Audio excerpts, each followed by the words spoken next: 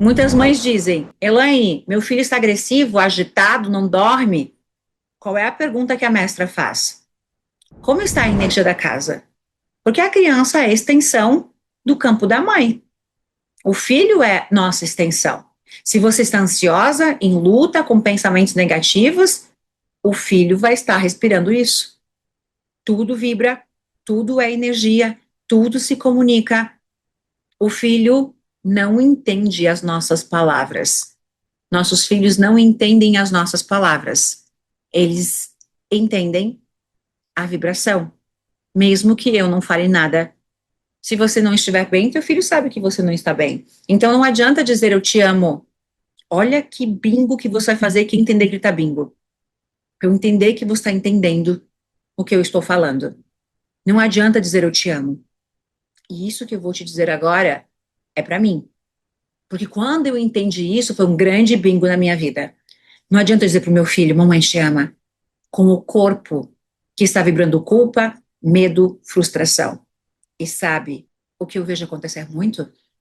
Mulheres que querem cocriar uma família, mas estão presas no campo da mãe, carregando dores, julgamentos, exigências. E aí eu te digo com toda a firmeza: enquanto você não honra a mãe como ela é, você não ocupa o lugar de mulher, você se torna repetidora. Eu não queria amar a minha mãe, porque tinha todas as minhas feridas e as minhas dores. E aí eu entendi. Ou você honra e ama a tua mãe e limpa tudo isso, não importa quanto tempo você tiver que demorar para limpar, ou você se torna uma repetidora, porque você se tornou, Elaine, tudo aquilo que você despreza nela. Tudo. Eu era exatamente tudo que eu desprezava nela. A forma como ela tratava o meu pai, que eu julgava, julgava, julgava, eu me tornei igual. Pai da Júlia chegava em casa, não era um lar. Antes dele chegar, eu já estava preparada para cobrar. Ainda ligava, traz pão, traz não sei o quê. Já estava cobrando, já estava brigando. Mal esse homem havia entrado na garagem. Eu era exatamente a minha mãe e me tornei ainda, em alguns relacionamentos depois, por ainda não ter compreendido completamente. Mas talvez o pai da Júlia foi o ator principal. Ele não faz nem ideia de quem eu seja.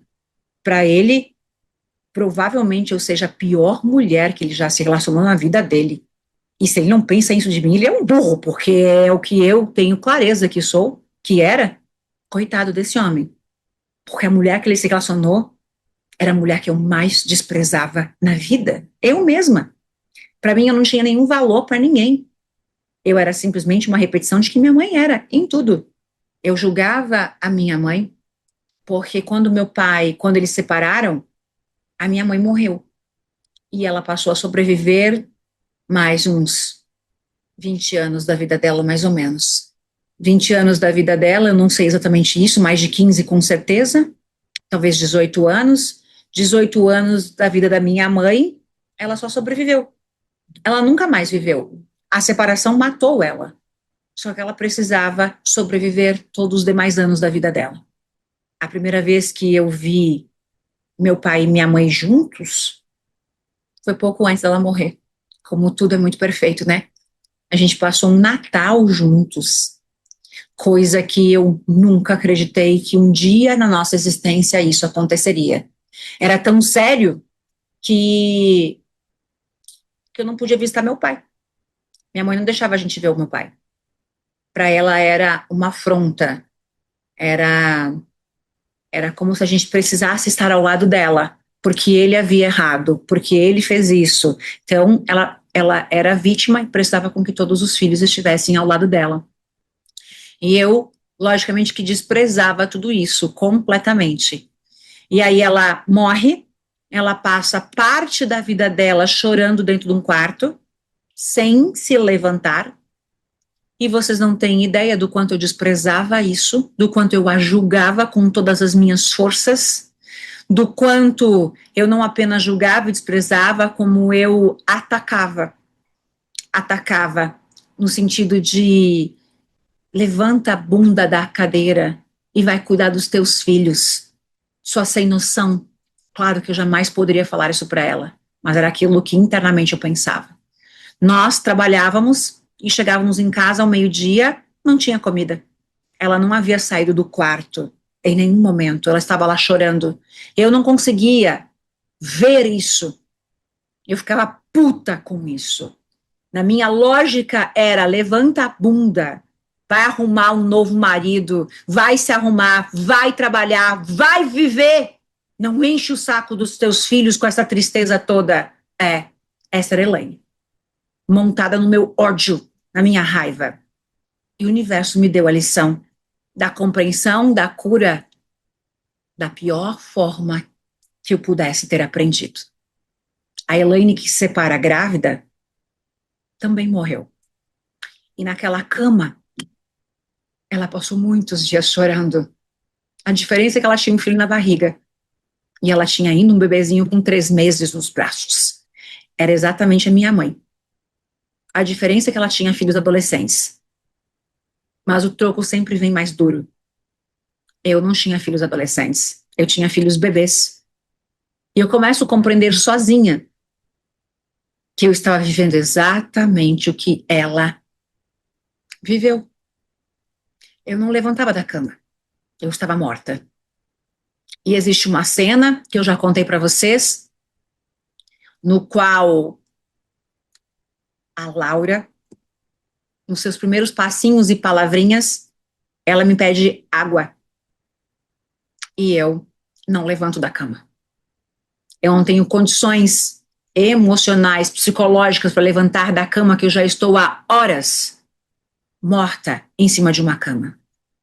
E quando eu me dou conta, o Arthur, um pouquinho maiorzinho do que ela, está em cima de um puff que eles dois bebês conseguiram arrastar até a pia, no qual ele sobe para abrir a torneira e dar água para a Mana tomar. Não eram filhos adolescentes, eram bebês precisando de ajuda. E lá estava eu morta, sem forças para levantar, vivendo exatamente aquele mesmo cenário.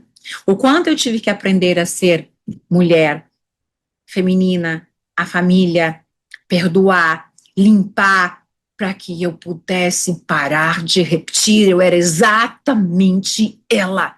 O que eu mais desprezava, o que eu mais julguei uma vida toda, eu me tornei. E aí eu preciso fazer um movimento de pedir perdão.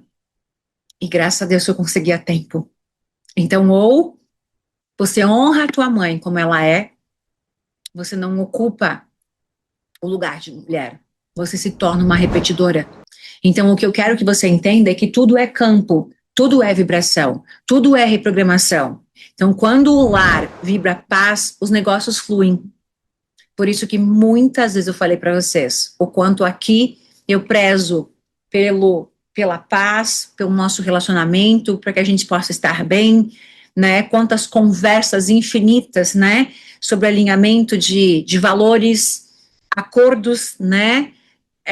Para que a gente possa estar bem o tempo todo. O meu trabalho depende da minha frequência, o trabalho dele depende da frequência, ele tem que estar bem para fazer o trabalho dele, eu tenho que estar bem para fazer meu trabalho, milhares de pessoas são impactadas com isso, então o lar, a casa, né, precisa estar em paz. Os negócios fluem, o dinheiro flui. Então, quando o casal vibra a harmonia, os filhos crescem com autoestima.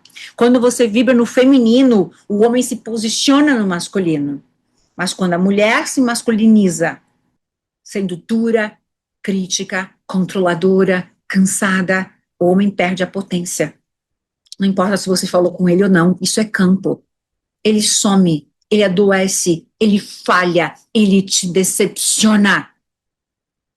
Ele perde a potência, a força dele. Isso é o princípio do yin e do yang. A energia precisa de polaridade. Tá com problema em casa? Analisa como está yin e yang. Agora, quando as potências, quando as energias estão realmente alinhadas, não há como esse homem não prosperar cada vez mais, você prosperar cada vez mais.